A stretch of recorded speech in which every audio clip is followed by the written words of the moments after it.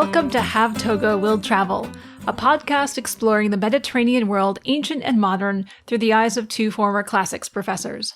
I'm Emily. I'm Cam. And we're your hosts. So at the end of the last episode, we teased that we were going to do something a little bit different for the next couple of episodes. Basically, today will be the first of two episodes dealing with resonances between ancient myth and Stranger Things, a Netflix show that you may or may not know, the fifth season of which premieres End of November, so a couple of weeks after this episode will come out. Yeah. Our ultimate goal here is to think through the story arc of one of the characters in the show, 11, also known as L. Yeah. And how it relates to ancient narrative patterns featuring heroes. So her story is going to be the focus of the second episode in this series. But today we're going to set the stage by talking a little bit about heroes, generally speaking, in the ancient Greek world, and about the kinds of stories that are told both about ancient Greek heroes and heroes more broadly. So I guess we'll start by talking a little bit about what it is that pops into our head when we hear the word hero. And I suppose one really boring way to do this is to look at the the dictionary definition of what a hero is. Not the Bonnie Tyler song from Footloose? No, well, it could be. I mean, that's what goes through my head, but that's just me. So if you do approach this the boring way and open up a dictionary, let's say the OED, the Oxford English Dictionary, what you'll see is a series of definitions. The first is a man, and then in parentheses, or occasionally a woman, of superhuman strength, courage, or ability, favored by the gods, especially one regarded as semi-divine or immortal. The second is a man, and again in parentheses, or occasionally a woman, distinguished by the performance of courageous or noble actions, especially in battle. The third, can we all guess how this is going to start? A man. Or occasionally a woman. Or occasionally a woman, generally admired or acclaimed for great qualities or achievements in any field. So a series of definitions there revolving around attributes that are inherent to a person. And then finally, the dictionary notes, a hero is also sometimes the central character or protagonist in a story, play, or a film, or so on, especially one whom the reader or audience is intended to support or admire. Yeah. So we can already see that there's overlap in those definitions, and there's distinctions in those definitions, and there's some gender problems in those definitions. All of which are going to, I think, continue to resonate as we talk today. But let's think about where the word hero comes from. So the word hero does actually come to us from ancient Greek. Now, what's really interesting is that while it's a word that we find in ancient Greek, it is not an Indo-European word. So Indo-European is the largest language family in the world. It has its roots in Central Asia, and Indo-European speakers spread out throughout most of Europe and parts of Asia, including India, the Iranian plateau, and Western Asia. Greek is an Indo-European language, but hero seems to come into Greek from whatever language was being spoken in the Balkan Peninsula prior to the arrival of Indo-European speakers. Now, there is some debate here, because some people have posited maybe it is Indo-European, maybe it's related to this Latin verb servo, which means to save or preserve. And so it means something like protector in its sort of root. But there's some linguistic reasons why that seems unlikely. If you want to get technical, it's that there is no digamma, which is the W sound. In the earliest forms of hero, that sound isn't there, and that points away from it having a connection with servo. That W sound is pretty key there. Right, so what does the word hero actually mean in Greek?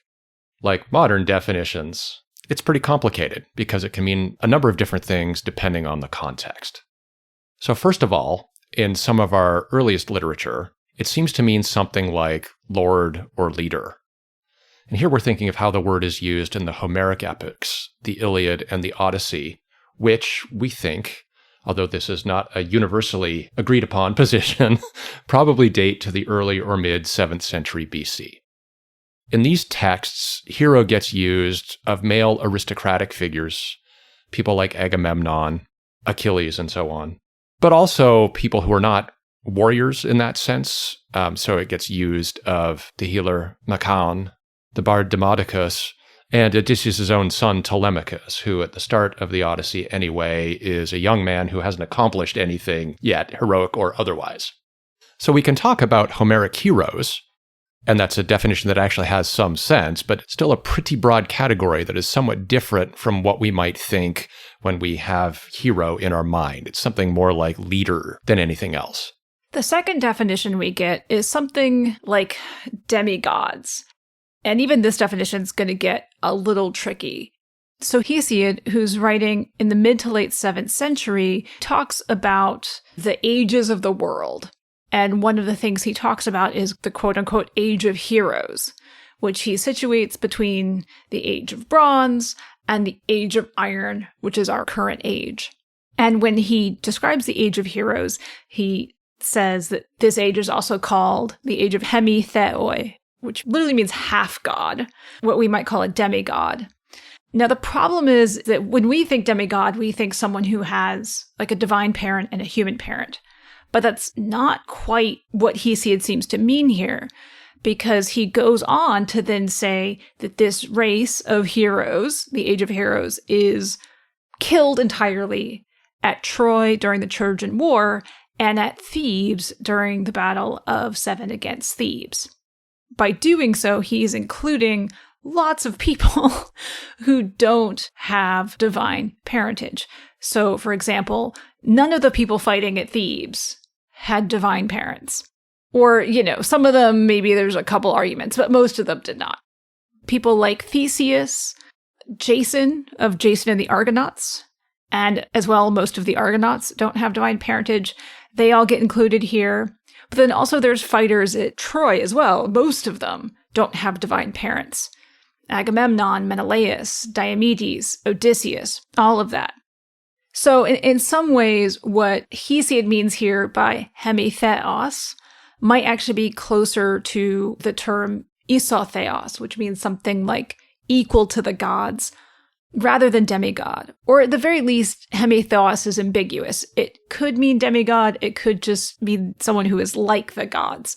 And it's just gonna be fuzzy. Yeah, isotheos is an adjective that pops up all the time in Homer. Yeah. So when you're reading a translation of the Iliad and you run across the word godlike, godlike Odysseus, godlike Achilles, whatever, that's isotheos being translated there. Yeah. So it's really meant to capture the sense that this is an age in which people were extraordinary in ways that are no longer true in the time of the author. Yeah.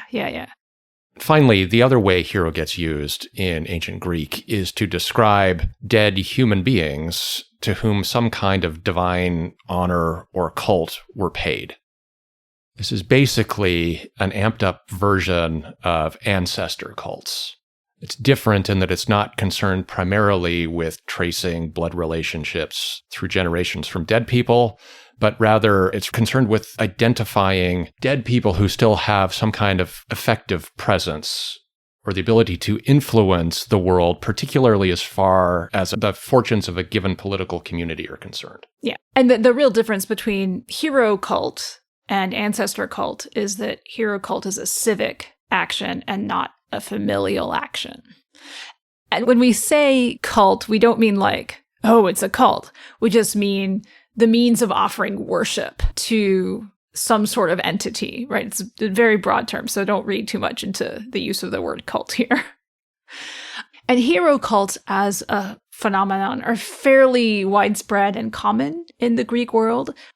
And if we're speaking in broad generalizations, which we are, they have their own set of rites, of worship rites that are different from what you would do for the gods, particularly the Olympian gods.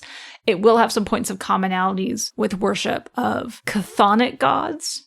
And this is a little weird here. Olympian gods are conceptualized as being up in the sky, on Olympus, etc. Chthonic gods are gods that are conceptualized as living under the ground. So people like Hades and Persephone and Hecate, who are all associated with the underworld, which is, of course, where also all the dead people are in the underworld. And so the way you talk to people below the earth is different from the way you talk to people who are up in the sky. Or entities, I should say, not people. So some of the things that get associated with hero cult are lamentation. You might have an altar that's sort of at ground level or a pit rather than raised up. Rites might tend to happen in the evening as opposed to dawn. You're going to pour libations, but you call the libations by a different term. You call it koi, as opposed to offerings to the Olympians, which are called spondai. And the very particular items about heroes that are unique is that usually the hero worship is centered around either a tomb or a cenotaph. So where the person is buried, or something that stands in for a burial place. And the other key thing is that hero cults are highly localized. So the worship tends to only happen in that place where that grave or cenotaph is. And it's going to be really particular to that locality. So, heroes that get worshipped in this town may not get worshipped in the next town over. Like there's not that kind of dispersion of worship. Anyway, if you were to visit a major sanctuary in the ancient Greek world, the sanctuary dedicated to some god, what you would also find is a lot of these sanctuaries also had hero shrines incorporated within somehow. It might be a heroon, as we mentioned, a grave or a cenotaph set in the sacred precinct. It might take other forms. So if you think back to our fairly recent episode on the Acropolis, we talked a little bit about the Erechtheion, a multi-room structure up on the Acropolis that housed several cults. What we're told by Pausanias, a 2nd century AD traveler, is that the Erechtheion had 2 rooms, one of which had 3 altars in it. One was an altar dedicated to the god Poseidon. But, says Pausanias, that altar was also used to offer sacrifices to Erechtheus, a very local Athenian hero. Which, of course, already gets into the weird used for both a hero and a Olympian god, just to show that that breakdown I just gave is not always going to be true. It's a very simplified structure. Lots of exceptions. The Erechtheion also contained an altar to the god Hephaestus, and finally an altar dedicated to another very local Athenian hero, Butes. And in lots of other Greek cities and lots of other Greek sanctuaries, you would likewise find hero shrines often incorporated into a sanctuary, sometimes freestanding. So, for example, at Sparta, there was a famous structure, the Menelaon, dedicated to Menelaus and his wife Helen.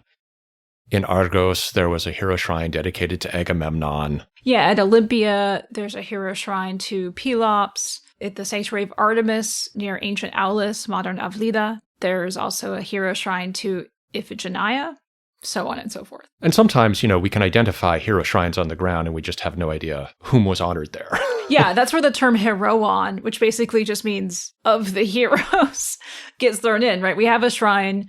We can tell it's a hero shrine. We don't know who the hero is, but we know what it is by looking at the structure. Right, or you'll find an ancient Mycenaean tomb that was recognized in antiquity as an ancient tomb, and people in later centuries would go there and make offerings, and we just have no idea who they think they're making the offerings exactly, to. Yeah. Now, despite some of the seeming differences between these 3 terms, right, Homeric hero, demigod, for lack of a better word, and hero cult, these are not mutually exclusive definitions, and they do cross-cut each other.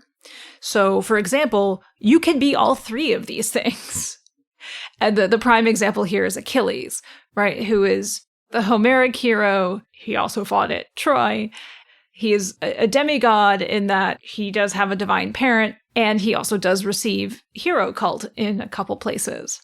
You can be, let's say, a Homeric hero, and not the child of a god, as we've already mentioned, but then also receive hero cult. So as we mentioned, Agamemnon, Menelaus, Odysseus, Orestes, Ajax, Diomedes, all Homeric heroes, not semi-divine, but do definitely receive hero cult. You can also be, say, the child of a god, and or a Homeric hero, and not receive hero cult. That we know of. As we mentioned, there's a lot we don't know, because it is so localized. And so one of the examples here would be Sarpedon, who is a Homeric hero. He is the son of Zeus, but I don't think we have any evidence of him receiving hero cult. Not that I know of. We could be wrong, though. We can always be wrong. And finally, there are heroes who are neither the child of God nor Homeric heroes, but are heroes because they receive hero cult. And often these are real people who lived and died, and who are given hero cult because they are thought to have accomplished great things. So, for instance, people who found cities, new colonies, if you will, are often given heroic honors after they die. So too, in some cases, were athletes. And we happen to know a few of these cases, mostly because this travel writer we keep mentioning, Pausanias, was interested in such things, and he's given us a couple of stories that he encountered while wandering around in the 2nd century CE. One of those stories features a character named Theagenes of Thasos, who, it seems, lived during the early 5th century. He was known as a champion wrestler and champion pancratist. The pankration, if you don't know what it is, was basically the ancient equivalent of mixed martial arts. It was sort of a very violent, no-holds-barred, combative sport. No eye gouging. Pretty much one of the only rules. Yes. He was famous for a very distinguished career in which he won apparently dozens, if not hundreds, of bouts in both wrestling and pankration at all of the major big Greek festivals. The Olympic Games, the Isthmian Games, the Nemean Games, to say nothing of the Pythian Games, to say nothing of a whole bunch of more local games. In his later career, he even became a runner, at which he also apparently excelled. So he's one of these, fantastically successful, multi-talented people. Now, what's funny here is that after he died, there was a statue to him in his home state of Thasos, which is not at all unusual. Victorious athletes often did have statues put up to them in their local communities. The story Pausanias tells, though, is he had a local enemy who, after he was dead, would come and abuse his statue, including by whipping it.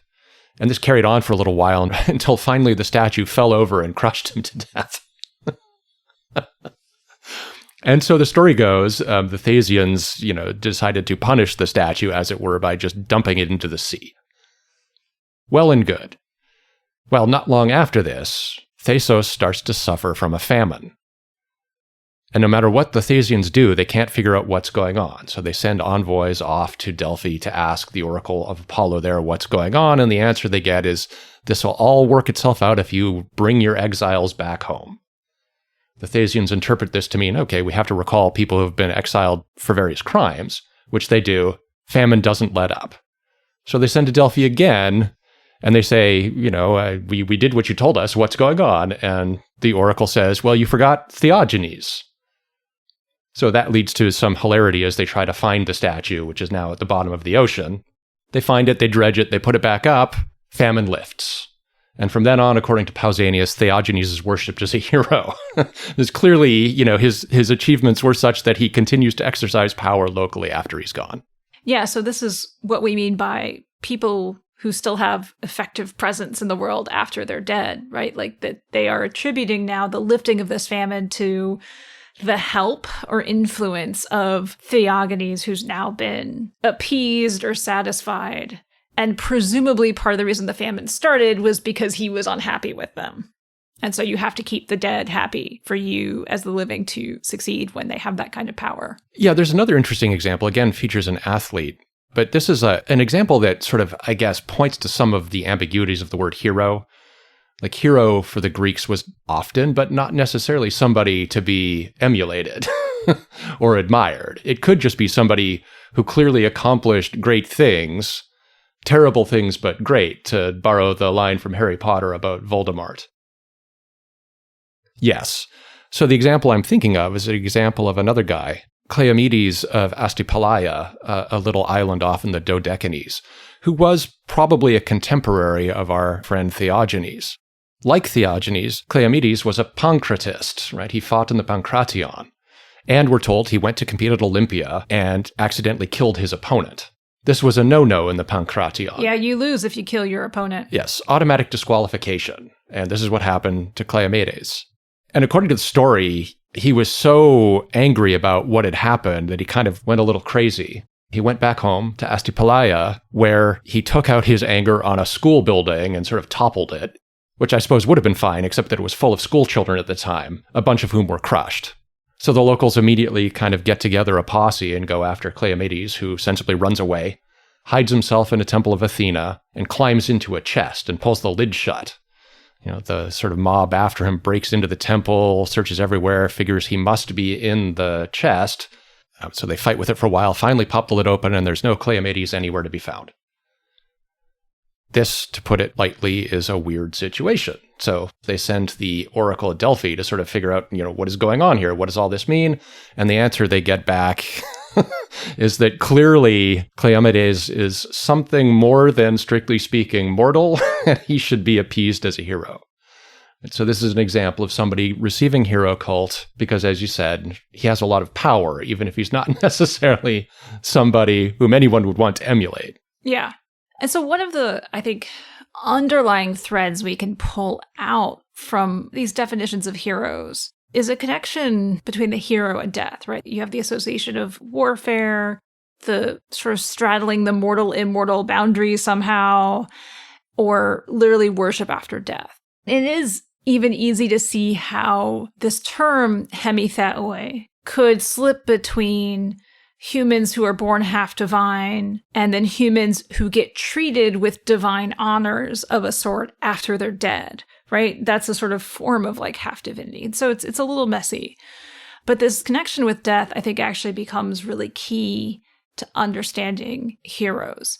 And one of the sort of ironies of a hero, whichever meaning we're looking at, is despite, whatever strength they might have, whatever power they might have, whatever their heritage, in the end, they are still mortal. And death for them is inevitable and irreversible, as it is for anyone else. And this idea really does come through in some of the epic poems from antiquity. Of course, Achilles' struggle with his mortality in the Iliad. And if we want to reach even further back and into a slightly different culture, right, Gilgamesh and his struggle with his mortality in the Epic of Gilgamesh. And for both of these characters... Both of whom are semi-divine. For both of these characters, a big chunk of the text, one way or another, is about them coming to terms with their own inevitable death.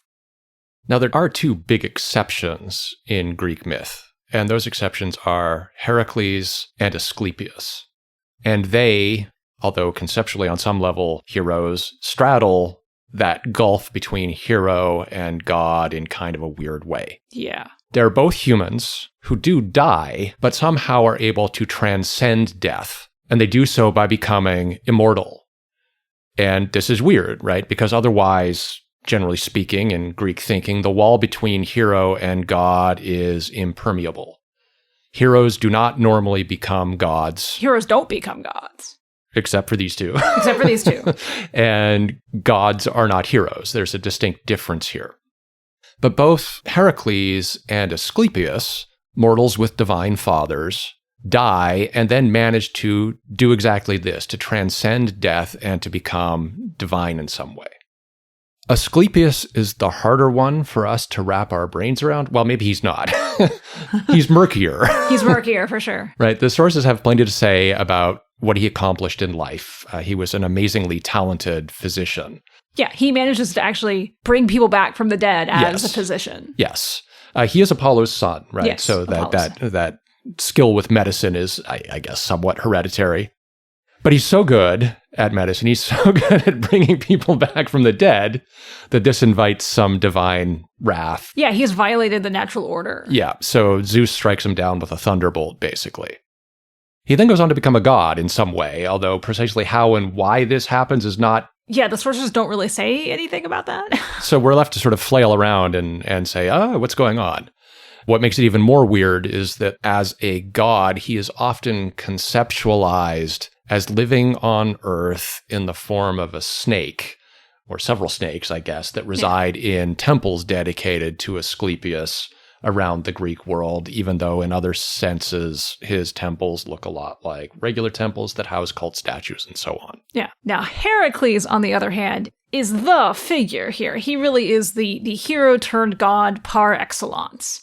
He is the human who suffers intensely in his life, but then gains immortality as a reward after death. And he really becomes a figure that humans latch onto for this ability to gain immortality. Now, what's weird about Herakles is that there's a tension very early on.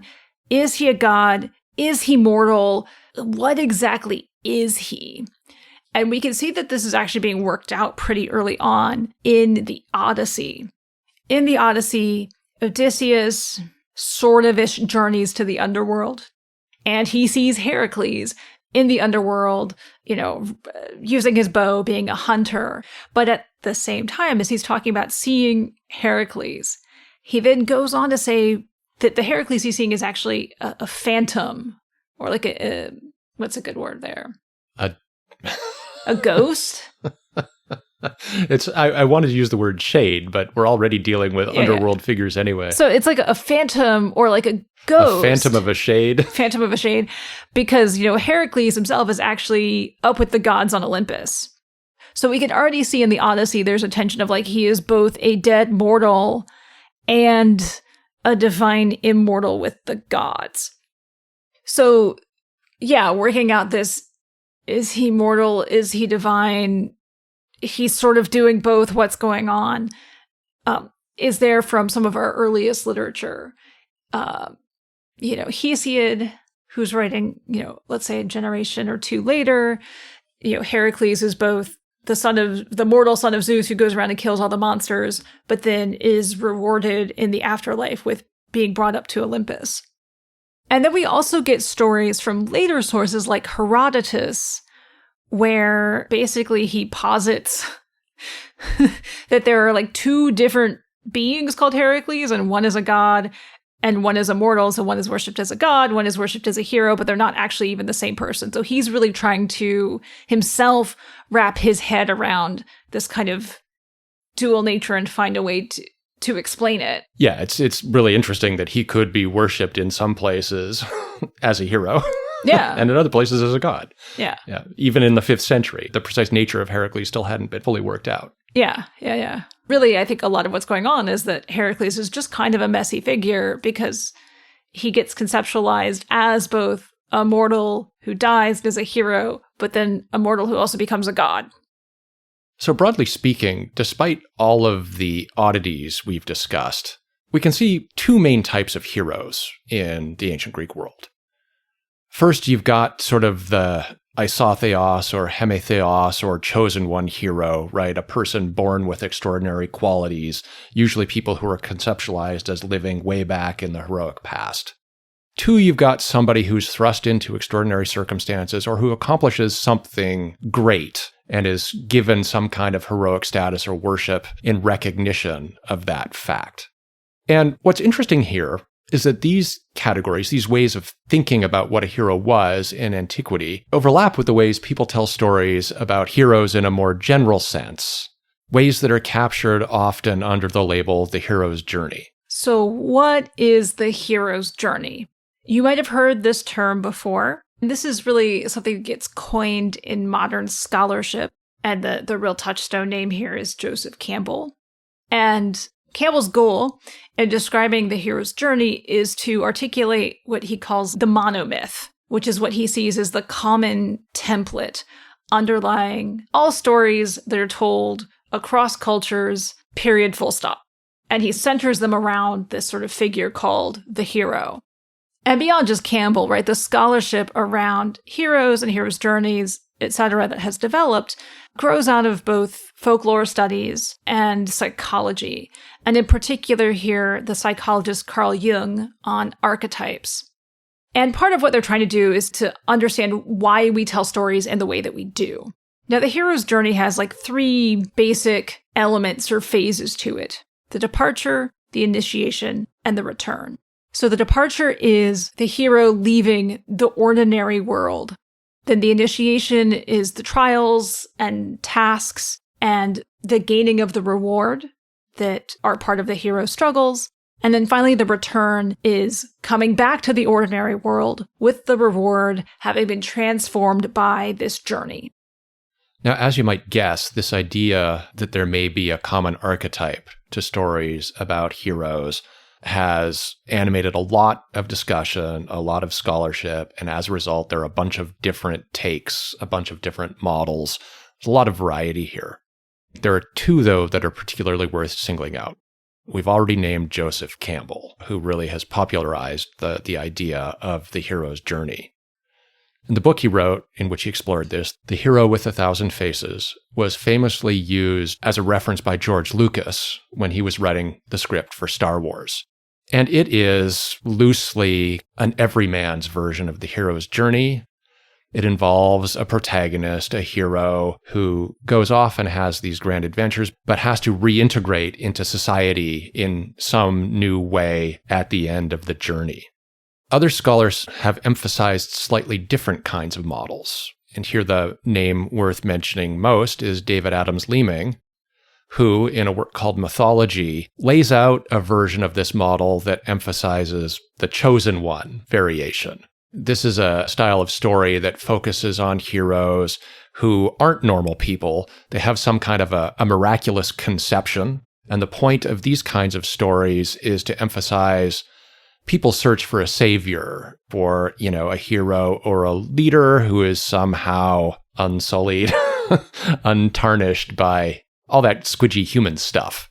And it ends with the hero not reintegrating into society in a new way, but sort of leaving altogether by being taken out of the cycle of life and death, awarded recognition for what Leeming calls his inherent divinity. Interesting side note about David Leeming is that he spent a few years as the secretary and assistant to James Baldwin.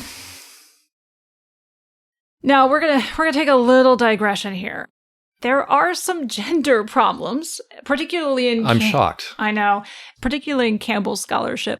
Leeming seems to have a broader view of who could be a hero, but Campbell in particular was pretty explicit about the strong gender divisions in his work. And if you look at his full schema of his stages of the journey, you can see where women figure in as basically steps along the hero's path. And when people brought this up to Campbell and sort of asked about women having heroes' journeys and what was going on there, he basically just said that heroes are men and that women don't need a journey because they're just there. And, quote, all she has to do is realize that she's the place that people are trying to get to. I mean... Women aren't people. Didn't you know that? Yeah. So as a response to this, scholars have attempted to articulate a heroine's journey. Now, a lot of these actually come out of psychology rather than folklore studies. So they have a slightly different tone and shape to them. What comes up in heroines' journeys in particular, and we'll talk more about this in the next episode, is about finding strategies to cope with patriarchy, to come to terms with femininity. And one of the key themes that comes out in these stories often is the restoration of the family. These models, as Emily's already mentioned, are going to become a lot more important in the next episode when we switch our focus to Stranger Things' Eleven. Who is a female hero. Who is, of course, yes, a young woman. But here we can point to women heroes, especially everyday hero types in modern literature and even in fairy tales. So Dorothy from The Wizard of Oz, a big example. Katniss from The Hunger Games. Women protagonists in a number of different fairy tales. Donkey Skin, Cinderella, Thumbelina. Little Red Riding Hood. And from ancient stories, Psyche from the Cupid and Psyche story. And Hua Mulan, who is the subject of now 2 famous Disney movies. One more famous than the other, I think. The Chinese story, yeah. But if you're interested, we can link you in our show notes to the New York Public Library's list of books for young readers, which feature a lot. Yeah, it's a list of books that have female heroes as the centerpiece. And it's a really nice cross-cultural list as well that goes, of course, well outside of our own sets of expertise. And that's why we're going to direct you there, because they have done more research on that than we have. Anyhow, to get back to Campbell and Leeming and the hero's journey, if we look at their schema of the hero's journey, we can find parallels between both models and various stories in Greek myth and literature. So for the Campbell-style story pattern, the sort of everyman story pattern, there are many examples we could look to. The one we're going to talk about is Odysseus in the Odyssey. Now, granted that the structure of the Odyssey is not linear, in that big chunks of Odysseus's story are narrated by him in a flashback. We can see the departure, right? The leaving on the ship, and the initiation, which consists of all of his travels and adventures and trials, including this descent of sorts to the underworld, and then his return home and reintegration at the end. Now, in Campbell's presentation, the initiation phase is a phase when the hero undergoes all these trials and comes back with some kind of reward. In the case of Odysseus, what he comes back with is, first, and probably most importantly, a new relationship with Athena, who will support him actively in his efforts to reintegrate himself into life on Ithaca.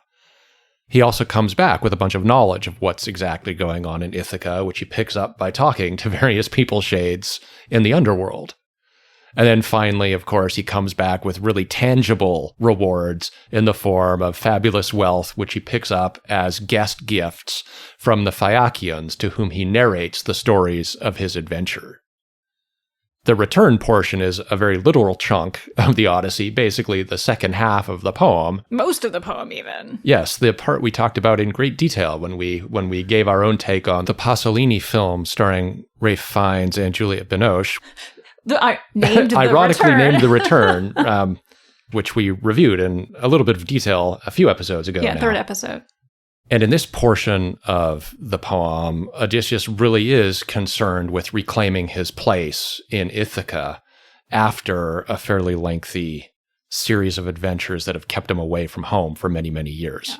Yeah. On the other hand, if we're thinking about the sort of Leeming model of the miraculous child, the extraordinary person, the chosen one, if we will, Herakles is a really strong example of this chosen one model. In spite of the fact that there's all this conceptual confusion about. Yeah, but I think this is part of the reason why, because he's a different kind of hero on some level. So first of all, Herakles has a miraculous conception birth story. How can I do this concisely? So the rough story is Heracles' mother, Alcmene, is awaiting the return of her husband Amphitryon, who's been away at war. He is supposed to come back like the next day. He comes back a little early, but it's not actually Amphitryon. It's Zeus in disguise as her husband, and he spends the night with her, which he makes last 3 times as long as a normal night so he can spend more time with her. And then he leaves. She doesn't realize that he was a god. Her husband comes home. She gets pregnant with this child. And then in the Leeming model, right, the hero is tested at a young age, which demonstrates their divinity. In the case of Herakles, Hera, who is jealous, sends snakes to try to kill him in the crib.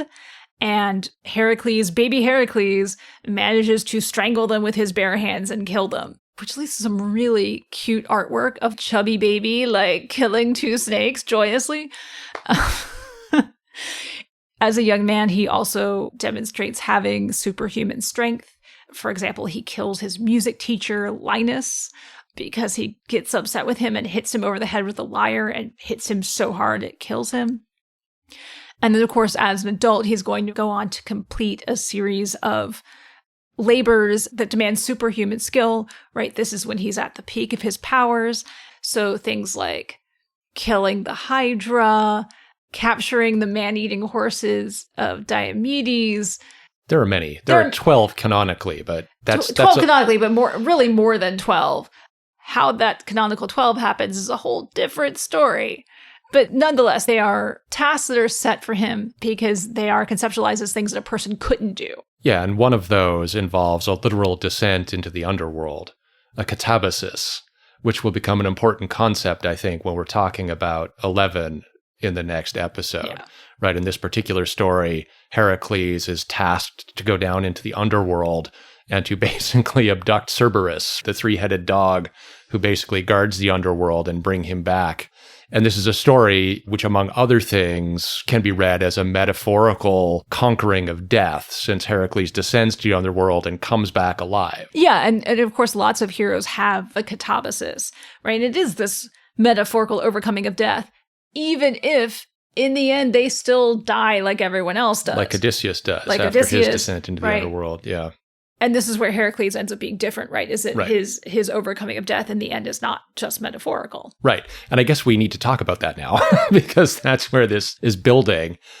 Yeah, Herakles is somewhat unique in that although he dies, he becomes a god in a very literal sense some way. Yeah, and this is a key part of Leeming's schema is... Right. Attaining of the inherent divinity. Right. So this is not a hero who is reintegrated into society. This is the hero who leaves it by transcending the cycle of life and death altogether. Yeah. The trouble is we don't really know how this happened in Greek mythology because we don't have a detailed surviving written account of it. Yeah.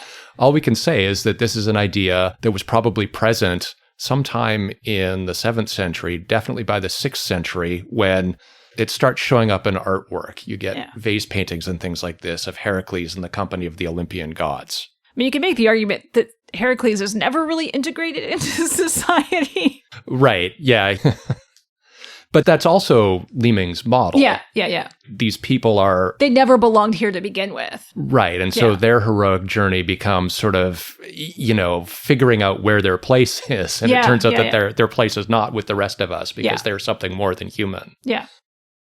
Anyway, our written accounts of Heracles' death are really limited, mostly, I think, to Sophocles' play The Trachiniae. Mm-hmm.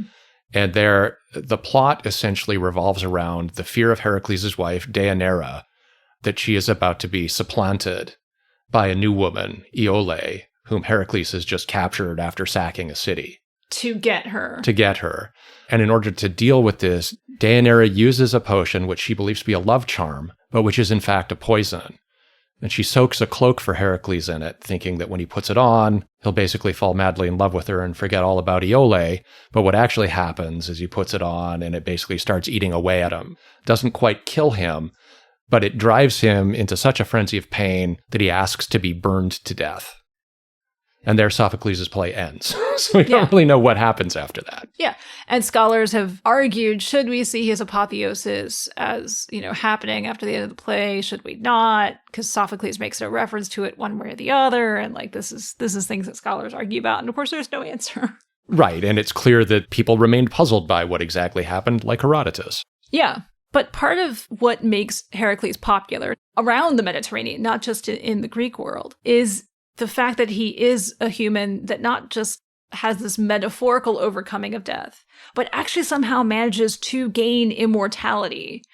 Part of that is that he's a culture hero, right? He fights the monsters who seek to destroy humanity, society, and he, on some level, restores order to the world. And then at the same time, because he does these great things, he is somehow then also able to overcome death, not just in a metaphorical way, but in a literal way. And that is just incredibly unique. Yeah, and as a coda to that, it's worth pointing out that because of his popularity and his versatility as a figure to think with, he becomes a model for other human beings who want to be seen as great and aspire to some kind of immortality. So you can argue that athletes in particular often patterned themselves after Heracles in the way they dressed, that sort of thing. Yeah.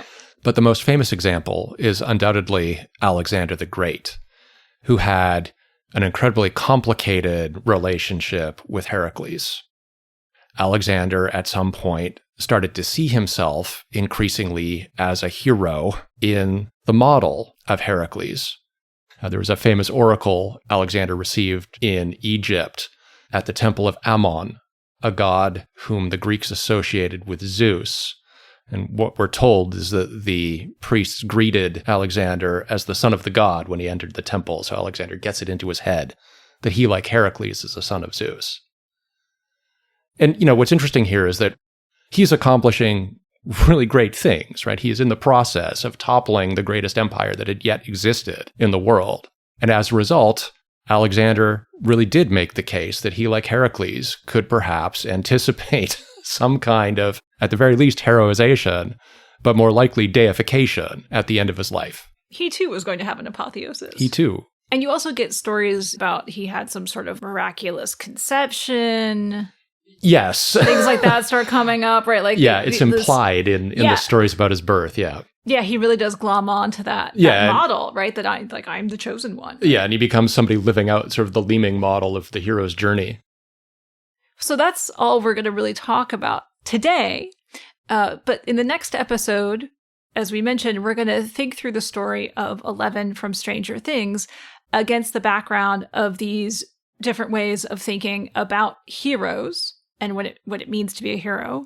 And in particular, we're going to make the case that 11's story fits with this sort of Heracles Leeming chosen one model, and we're going to talk a little bit about how that's played out in the story so far and what that might mean for the upcoming 5th season. So if you haven't seen Stranger Things yet, you've got 2 weeks before our next episode comes out to get up to speed. Yeah.